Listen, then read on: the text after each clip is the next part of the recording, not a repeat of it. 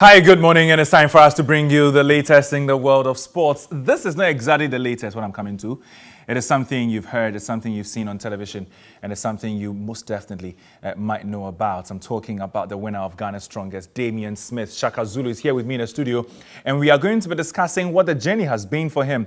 Remember, this man took a sabbatical from Ghana's Strongest, and that was two years, I think. So after he won in 2018, he decided not to compete again.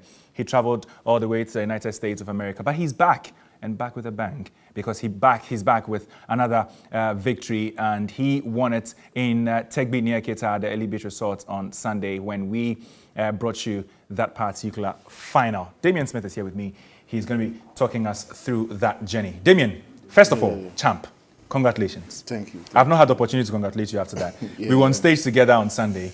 It was really immense what you did. I mean, not everybody got the chance to see it.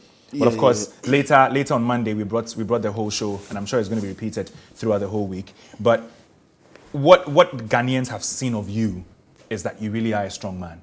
Because for you to have won in 2017, 2018, and then you decided to go on a break, you went to the USA, you came back just about 2 months ago to compete, and then you beat the boys again. They know when it comes to strongman, there's not much talking involved, because this athlete, I've been competing with them for years. You know, some know what I can do, because I've been to the final, and when I was at the final, didn't get a chance to be at the final. So me going to the States, I just want to take a break from Ghana Strongest. Okay. And focus on other things. So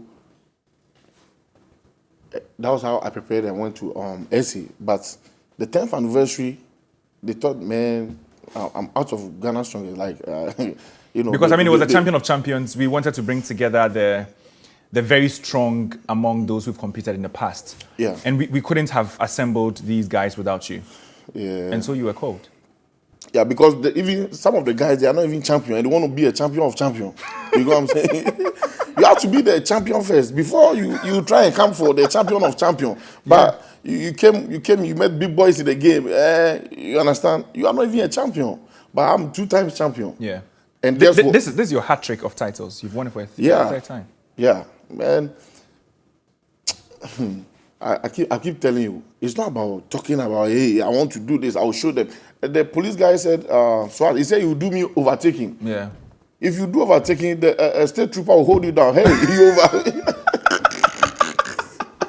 You know what I'm saying? This game is not about talking. And then they talk too much. I think, where is Giovanni? They have to send them to date rush because they talk too much.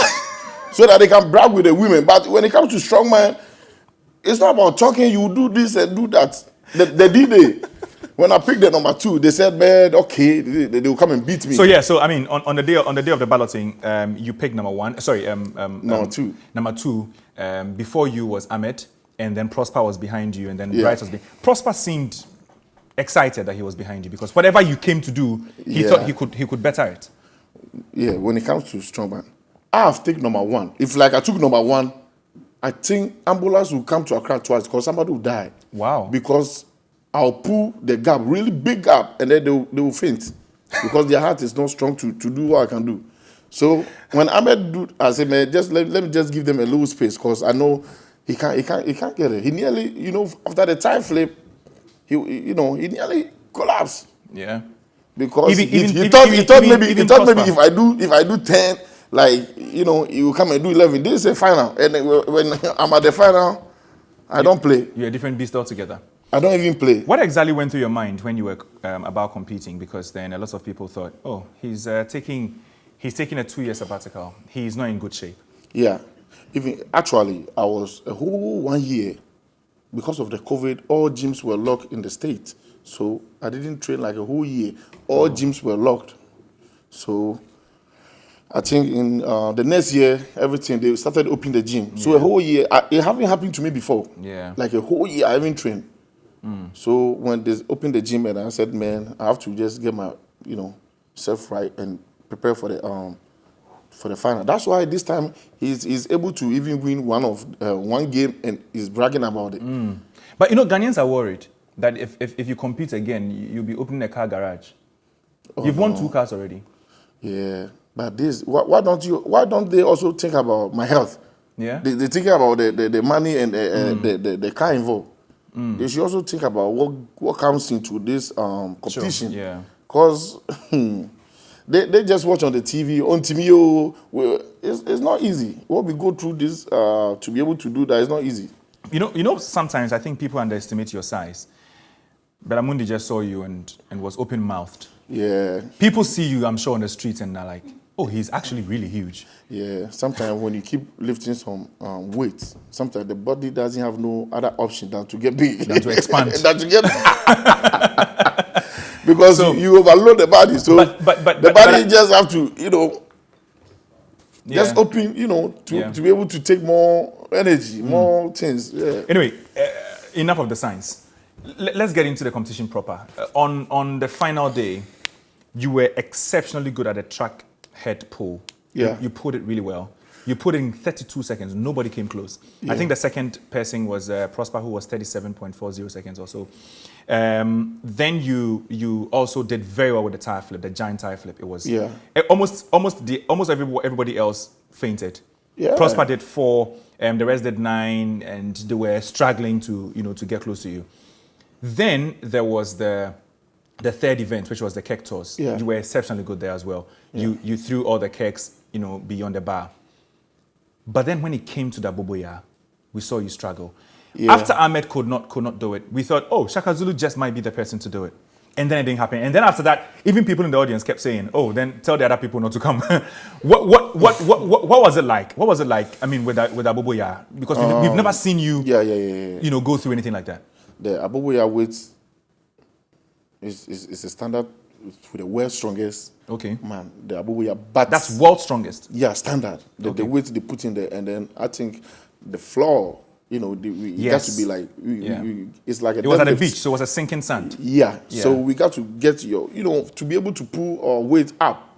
It generates from your legs. So man, you can't sink and then want to raise a big weight. Yeah. So you got to get a kind of board and put on the ground. Okay. But this being the first new event, so I think as time goes on, it will be okay. Yeah. Hopefully, we are also able to improve on the conditions. But were you embarrassed at any points that you could not do it? Were you? No, I wasn't embarrassed because when it comes to competition, we have 5 games, and then you've already pulled a big truck. You've already did a giant tie. You already, man, when it gets to 4th or 5th game, you're tired already. Yeah. And I think we saw it even in the final challenge. Yeah, because the medley. Everybody was tired. Yeah. Because you are competing almost like 3-4 hours. You haven't eaten. Yeah. You ate maybe lunch. Man, after you pull the truck, your lunch is gone. You have to go and find a glucose and drink.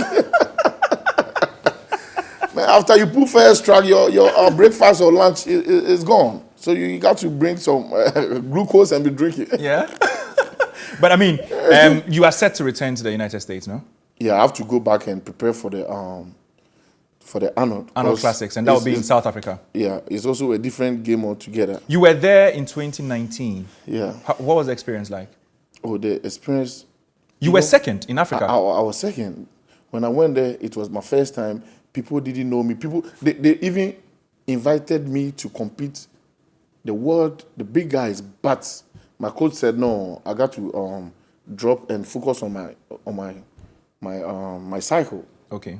So because I did a crazy shoulder press, and then I won on my group. Yeah. They noticed I can push more, so they were inviting me to come and push for world's strongest. For the world's strongest guys, like 180.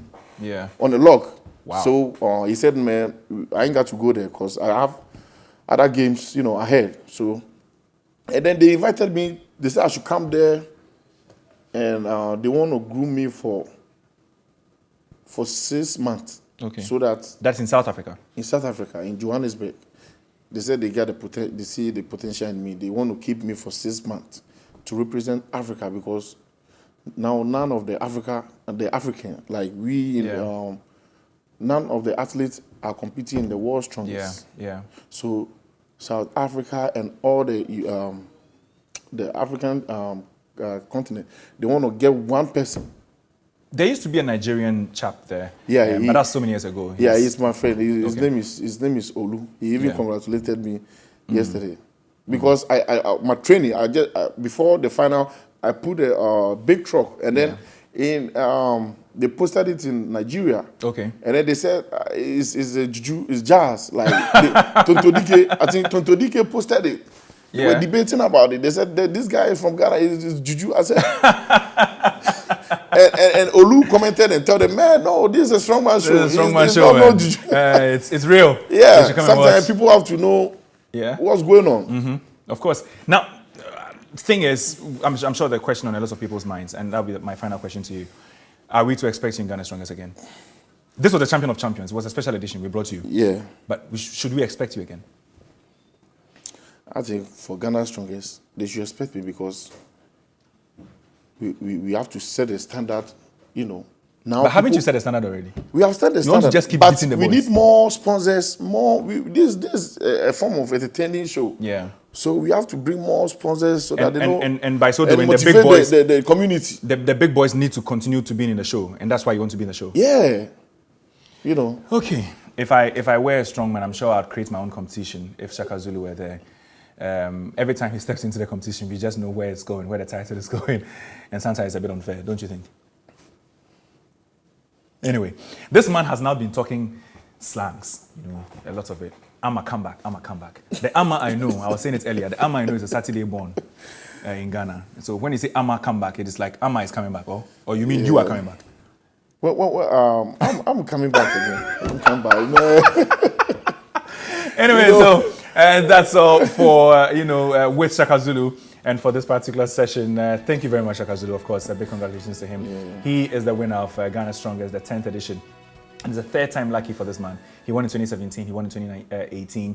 2019, 2020, he wasn't here. That was Victor Ampofo and Ahmed Boache's 10. And then he's come back, to win it all over again. That'll be all for the sports here on New Day. My name is Theo Young. Thanks for watching.